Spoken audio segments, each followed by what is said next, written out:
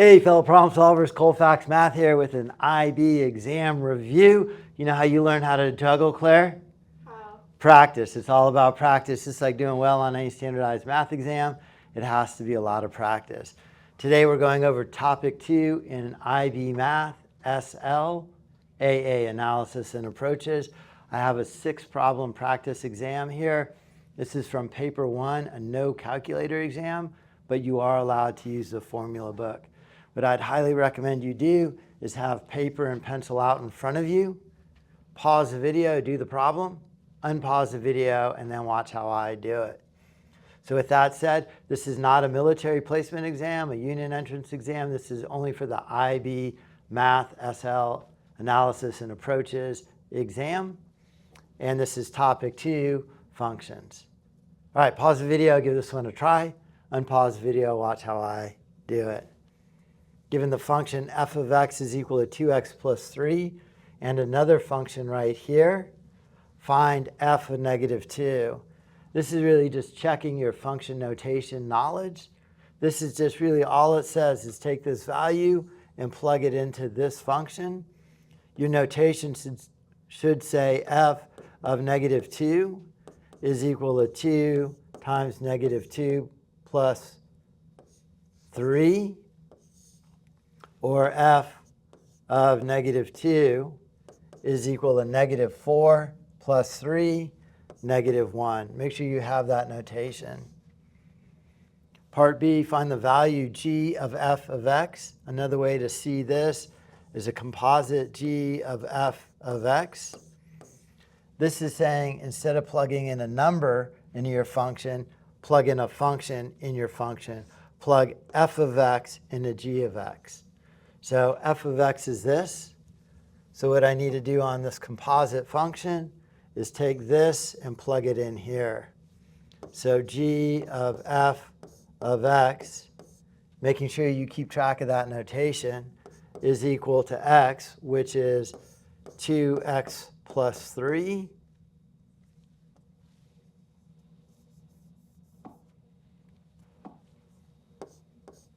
Quantity squared minus 1.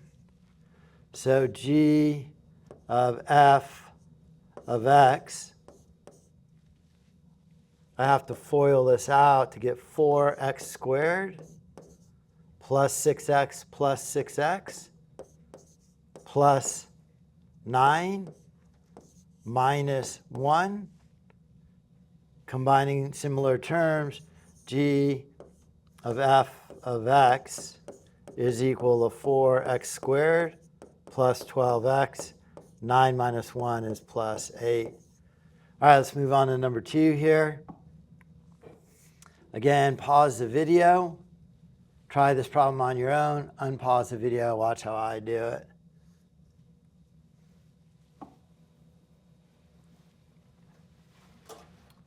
Okay, so find the expression for the inverse function f of x. F of x and y are really the same thing as long as you've checked to see the vertical line test that it is a function. Once I know it's a function, I can replace y with f of x. The way I find the inverse function here is I switch my x's and y's, and then I solve for y. So I'm going to switch my x's and y's to get x is equal to 4y minus 1 over y plus 2. Now that I've switched my x's and y's, I need to solve for y. I'm going to cross multiply both sides by y plus 2. All right, and that'll cancel. Then I'm going to distribute that x through that quantity to get xy plus 2x is equal to 4y minus 1. Again, my goal is to get all my y's to one side. I'm solving for y. So I'm going to add 1 to both sides. And I'm also going to subtract xy from both sides. So that's going to give me 2x plus 1 is equal to 4y minus xy. Solving for y, I'm going to factor that y out. So 2x plus 1 is equal to y, 4 minus x. And then from there, I divide both sides by 4 minus x. So that's going to give me y by itself. Y is equal to 2x plus 1 divided by 4 minus x. Don't leave it like this. You need to use the notation given in the problem. So you need to say the inverse function of this is equal to 2x plus 1 divided by 4 minus x. And that's your answer there. Process kind of works its way down. Write down the range of the function. The range of the function would be the same thing as the domain of the inverse. So Claire, what can x not be in this equation right here? -2. 4 minus x cannot be equal to 0, right? So then I'm going to add x to both sides. So 4x cannot equal 4. If I plug 4 in here, I'd be dividing by 0. It's a non-real answer. So the range of f is x is an element of all real numbers, except x cannot equal 4. All right, problem number 3. Go ahead and pause the video. Give this one a try. The quadratic function g is defined by this. I recognize that as quadratic. Change that function into this form right here. And this is worth 3 marks on the IB exam. SL, again, analysis and approaches, paper 1, no calculator. The way you do this, if you remember, to get it to here, you have to complete the square. So I have y is equal to x squared minus 8x plus 10. So the way I complete the square is I take half of that middle term, -4, and I square it. So what I'm doing here is I take half of -8, which is -4, and I square it. So I'm adding 16 on here. But I can't just add 16 on the equation. I have to add 16 on the both sides of the equation if I do that. So adding 16 to both sides is the same thing as subtracting 16. So now what I have, this has allowed me to create a perfect square here. So this is now x minus 4, quantity squared, minus 6. The check on that right there is foiling this out, x squared minus 4x minus 4x, -8x, plus 16. And then the fact that I added 16 and subtracted 16, I kept it in balance. So now I have this equation in this form. Hence, state the coordinates of the vertex of the graph. Y equals g of x. This is just g of x. So the coordinates are at 4, the thing that affects my x, and then the thing that affects my y, -6. So there's a vertex of the graph right there. Okay, pause the video, give this one a try. The graph y equals f of x is transformed to this new graph where g of x is equal to this. So I am taking my original function and I am doing what to the x-axis?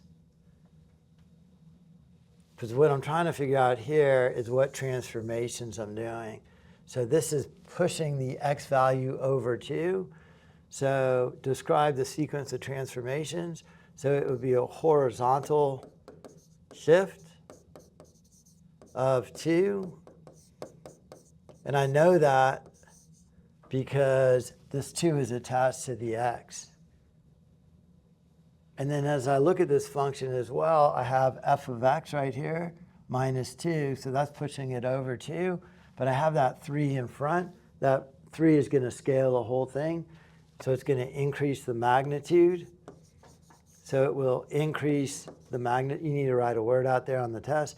Increase the magnitude or scale by a factor of 3. By a factor of 3. Questions on that one? Pretty quick problem. 3 points. Okay, number 5. First thing I do when I look at this, I recognize these bases are the same, log base 3. And then I know right away it's going to be property of logs. I know these things are being multiplied, and I could split them apart with addition.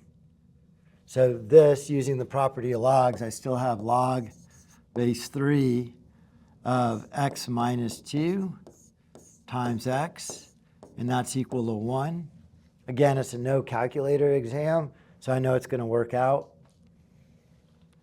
Then I have log base 3. I'm going to multiply this x through that quantity to get x squared minus 2x is equal to 1. Using the definition of logs, this is my base, 3. This is my exponent, 3 to the first is equal to x squared minus 2x.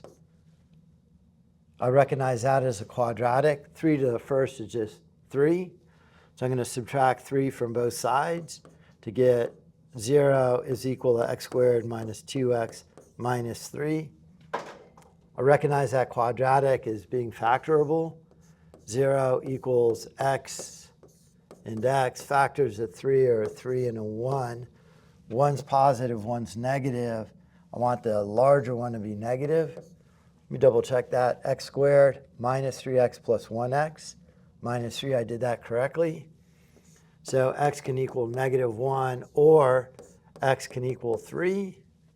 If you get to that point, that's probably 3 of the 4 marks right there. However, negative 1 will not work. It's really outside of my domain for those logs. So my answer is x is equal to 3. You discard the solution that won't work. Okay, number 6, the function is defined with this. Right here, write down the equation of the vertical asymptote and the horizontal asymptote. So the function is h of x is equal to 2x plus 5 divided by x minus 3. Well, I know x cannot equal 3, so that has to be one of the asymptotes. So x equals 3 is an asymptote. And I know that right here, here's my x-axis, here's 3. This is my asymptote, so that is my vertical asymptote. So my vertical asymptote is defined at the line, the vertical line, x equals 3.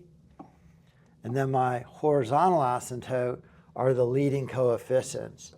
So whatever's in front of the x's. So my horizontal asymptote is going to be, horizontal is going to look like this.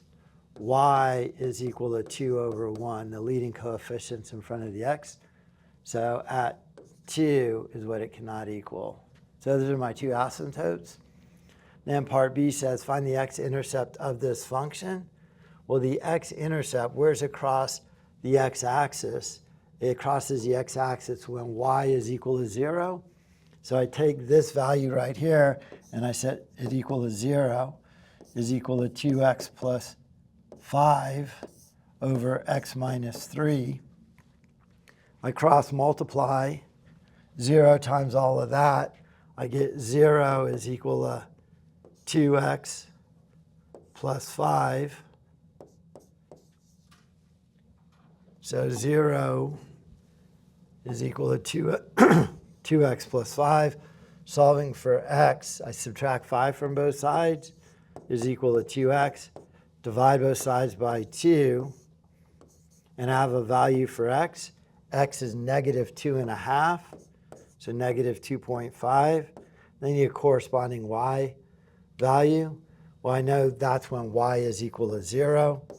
So find the x-intercept of the graph. It's going to be at the coordinate negative 2.5, 0. So that's a quick overview of some problems you might see on topic 2, functions, on the IB math exam.